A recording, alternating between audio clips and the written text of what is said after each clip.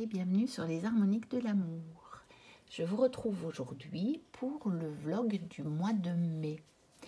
On se retrouve donc tout de suite pour la première séquence. Voici la séquence sur les végétaux pour laquelle on va commencer par un arbre du mois, ou plutôt un arbuste, qui est donc l'aubépine. Alors, l'éphéméride nous en dit du latin alba spina, du grec kratos, solidité, longévité, l'aubépine ou bépa, l'épine blanche, par opposition à l'épine noire, porte de fort jolis surnoms. Mai, bois de mai, noble épine, buisson blanc, blanche épine, rose de la mer Dieu, arc blanc. Dans la haie de mai, l'aubépine garde la porte de ce monde et de l'autre. La branche d'aubépine fleurie est source de toutes les magies. Elle préserve de l'orage. Rien qu'un brin de sa fleur piqué au chapeau écarte les éclairs et guérit de la fièvre. Son blanc rameau, placé dans la chambre d'une jeune fille, préserve sa chasteté, mais glissé sous le lit des jeunes mariés, il assure amour éternel et fertilité. C'est toujours sous la blanche épine que le 1er mai, on peut voir les portes des Dunshee s'ouvrir devant les cavalcades du petit peuple de féerie. L'épine blanche offre même son ombre fraîche au ballet des sorcières qui viennent la gambader sous la forme de lièvres et de lapins. Alors, dans l'agenda Parole de sorcière, on présente aussi l'aubépine pour le mois de mai. Donc, on nous dit à peu près la même chose au niveau des différents noms. Vraiment un arbre qui porte énormément de noms différents. Ici, on a même poire à bon Dieu. Poire des oiseaux, sennelier. Ça, je connaissais, sennelier. Et donc, on dit que dans les propriétés thérapeutiques, l'aubépine est la plante du cœur, dont elle va soigner avec patience et sur le long terme les troubles les plus divers. Et l'aubépine a le gros avantage d'être dénuée de toute toxicité. Consommée régulièrement en infusion, ses fleurs tranquillisantes, antispasmodiques et tonicardiaques permettent de réguler l'arythmie et la tachycardie, tout comme la tension, traiter et même prévenir l'angine de poitrine et les douleurs cardiaques. Elle agira également sur tout le système circulatoire en général, comme sur tous les troubles nerveux pouvant s'y associer, vertiges, angoisse, palpitations, insomnie. Dans les pouvoirs magiques, on y trouve protection, harmonie, passage, changement d'état proche, féminité, fertilité, féerie, évidemment. Et donc, j'ai retrouvé l'aubépine dans 2 de mes jeux. D'abord dans l'oracle Mademoiselle Mille Pétales. On va voir tout de suite ce qu'on en dit. Donc, voici l'aubépine. On va aller rechercher quand même dans le livret. Donc, pour l'aubépine, on parle d'espoir. L'univers sait ce qui est le mieux pour toi. Crois en sa vérité qui se manifestera. Et bien entendu, on revient au rythme cardiaque. Je règle tes pulsions sanguines, réduis ta nervosité. L'aubépine est bien connue pour ses effets bénéfiques sur le cœur. Et donc, on va aller voir quand même ici pour avoir un complément d'information. Donc, santé de l'âme. Comme le printemps revient toujours, il faut garder espoir en des jours meilleurs. La fleur d'aubépine, par sa blancheur immaculée, représente également la pureté. Il est peut-être temps de faire un ménage dans nos pensées ou dans nos vies, afin de revivre un nouveau printemps rempli d'espérance. Alors, pour l'intégrer dans nos cheminements de guérison, ici, le conseil est d'utiliser sans réserve l'huile essentielle d'aubépine pour créer nos parfums personnels ou eau florale. Quelques jets en spray pour vous imprégner de son essence en vous concentrant sur son message d'espoir. Et je pensais à quelque chose pour ceux qui auraient vu la vidéo d'Oflin sur les eaux florales. Eh bien, pourquoi pas utiliser l'huile essentielle d'aubépine. Ça pourrait être pas mal du tout. Alors, je l'ai retrouvé également dans le tarot des arbres et vous allez voir que bien sensiblement c'est la même chose. Il n'y a pas trop de hasard. Je pense aussi que l'aubépine est une plante qui est assez connue et donc là je pense que toutes les informations se recoupent. Donc voici la carte de l'aubépine que je trouve magnifique. C'est un arbuste que j'adore voir au printemps. J'adore ces fleurs. Franchement, c'est vraiment un arbuste que j'apprécie énormément.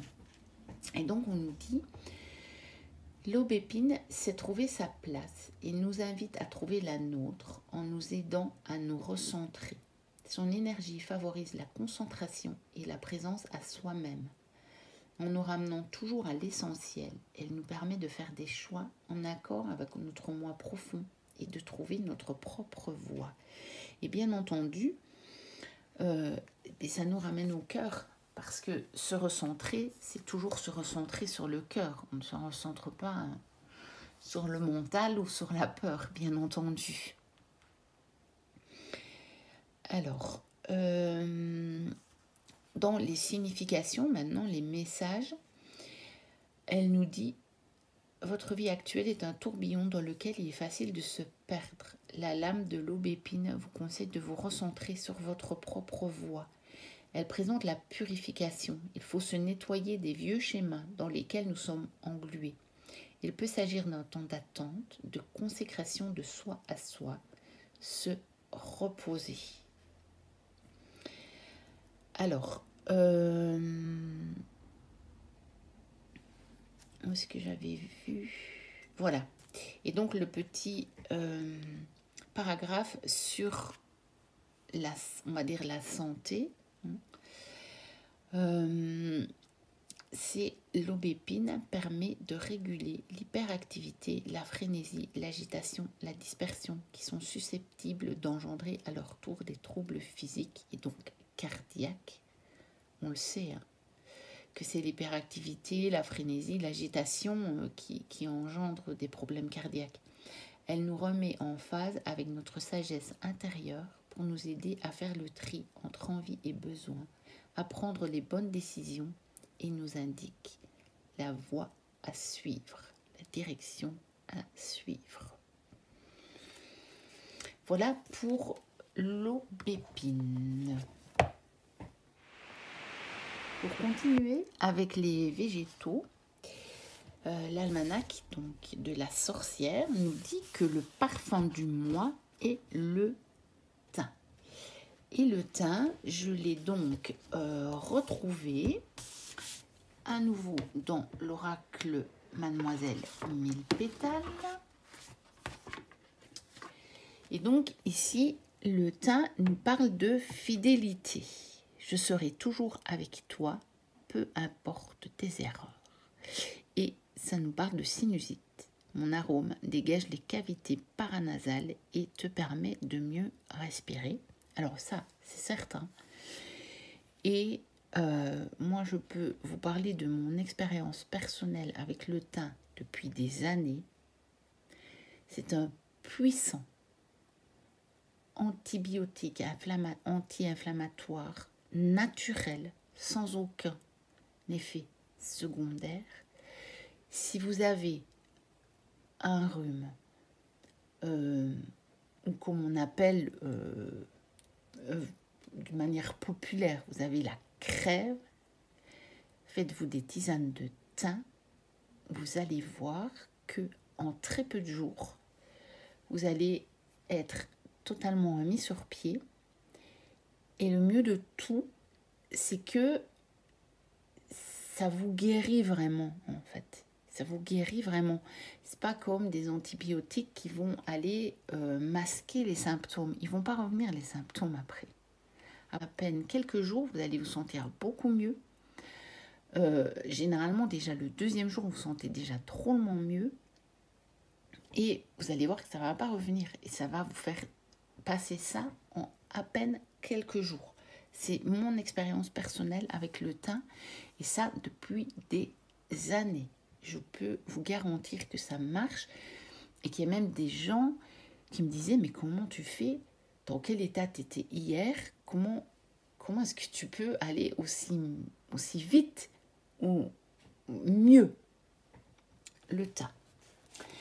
Donc, on va aller voir quand même dans le petit livre pour avoir un peu plus d'informations. Donc, au niveau de la santé de l'âme, on nous dit donc que le symbole du thym, c'est la fidélité. Petit buisson rampant qui fleurit les terrains sauvages et montagnards, toujours fidèle au rendez-vous, le thym embaume lorsqu'on l'effleure. Symbole de fidélité depuis la nuit des temps, il protège des trahisons et de l'hypocrisie.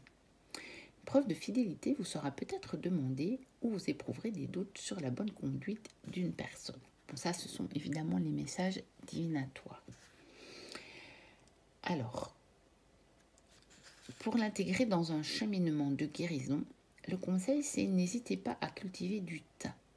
Il pousse facilement, demande peu d'entretien et fleurit au jardin comme au balcon. Il reviendra année après année sans que vous ne vous préoccupiez de le replanter. Ses bienfaits sur la santé vous récompenseront et vous rappelleront l'importance de la fidélité.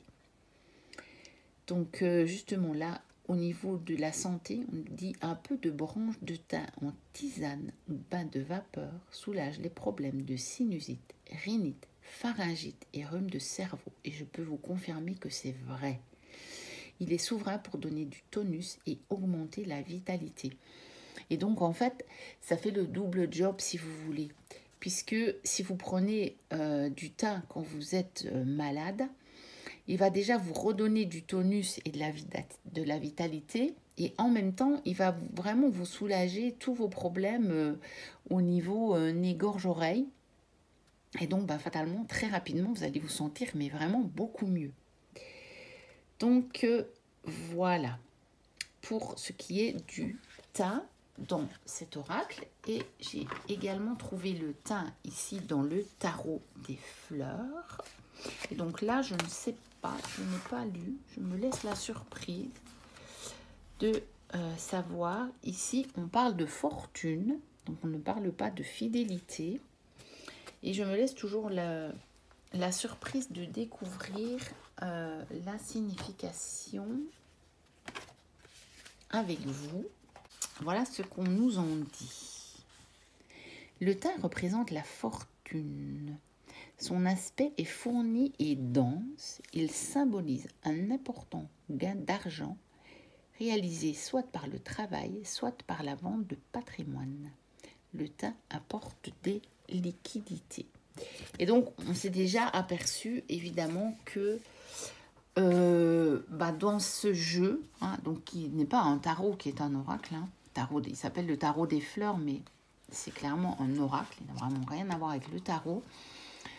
Les significations, généralement, sont assez différentes. Je ne sais pas quel a été les références de l'auteur pour associer les mots-clés aux plantes. Mais souvent, ça n'a rien à voir avec ce qu'on trouve dans les autres oracles, qui pourtant, souvent, sont, eux, en accord. Donc, voilà pour ce qui concernait le thym. Le mois de mai rime avec muguet.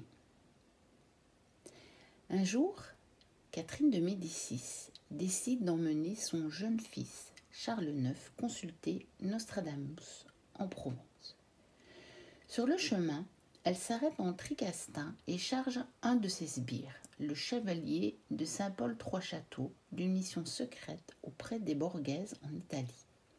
Les ordres sont les ordres. Il prend son équipage et le voilà parti au trot, au galop. On ne sait ce qu'il va y faire, mais son devoir accompli 1 an après, il revient en rendre compte au château de Fontainebleau où se tient la cour. On est le 1er mai et le bois qu'il traverse est enseveli sous le muguet.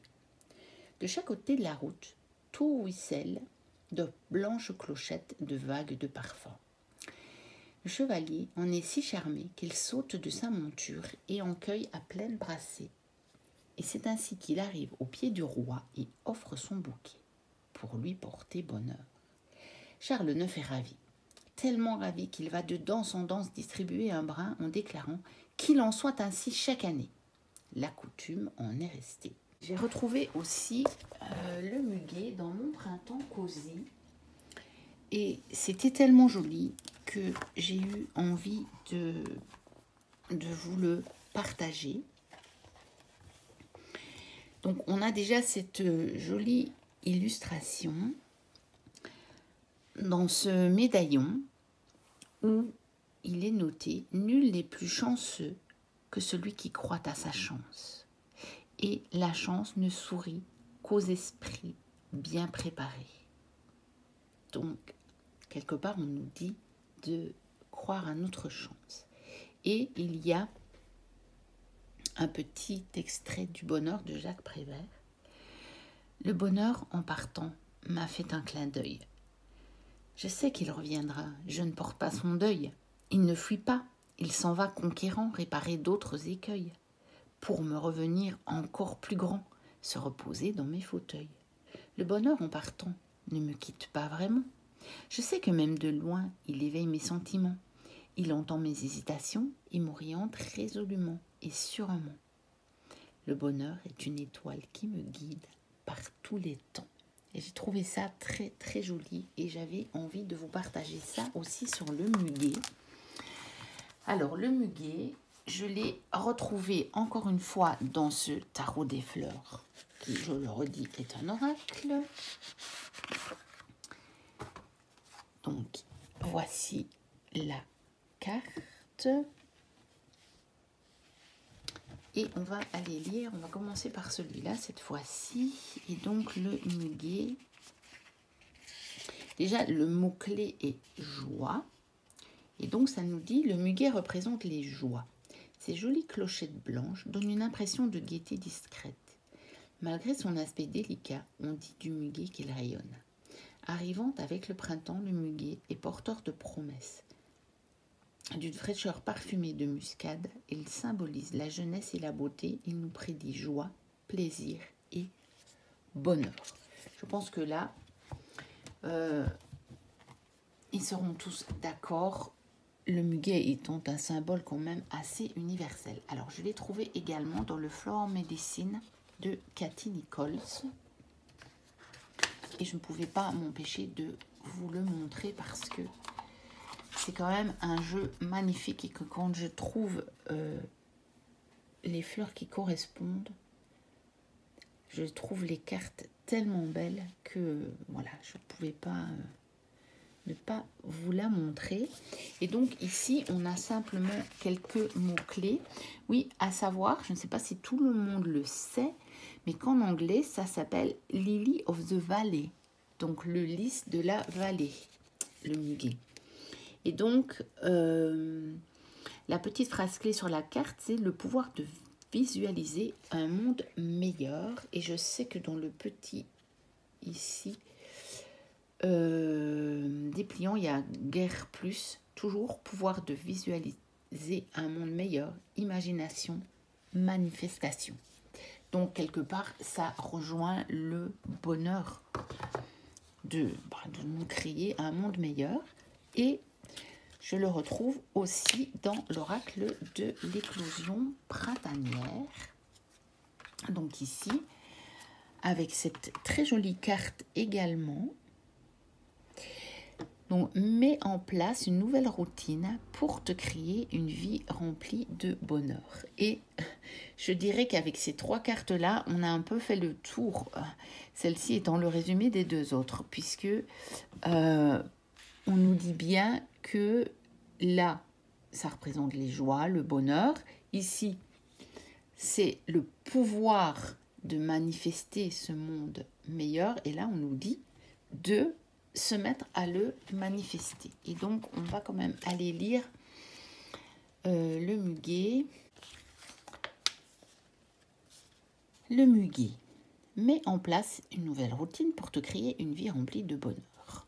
Donc ça, c'est ce qu'il y a sur la carte, bien sûr. Donc les mots-clés, bonheur, joie et légèreté, réorganisation, habitude de vie, bousculer son quotidien. Et le message du muguet. Le muguet t'invite au renouveau pour un quotidien plus heureux. Il est temps d'écrire une nouvelle page en mettant en place une nouvelle organisation et des habitudes de vie qui te permettront de t'épanouir davantage. Partir sur de nouvelles bases sera l'occasion de mettre un terme à certains tracas. Le muguet te propose aussi de garder avec toi un porte-bonheur qui te rassurera lorsque tu en auras besoin. Il est temps d'en finir avec les petits tracas, ces petites corvées que l'on s'impose pour rien et qui finissent par nous peser. Il est temps d'en finir avec ces habitudes qui nous desservent et de les remplacer par de nouvelles qui nous font du bien au moral. Voici donc pour le message du muguet. Nous voici arrivés à la fin de ce vlog. N'hésitez pas à liker, à commenter si le cœur vous en dit, à vous abonner si ce n'est déjà fait et si mon contenu vous plaît. Moi, je vous dis à très bientôt pour une prochaine vidéo. Et d'ici là, portez-vous bien. Bye bye.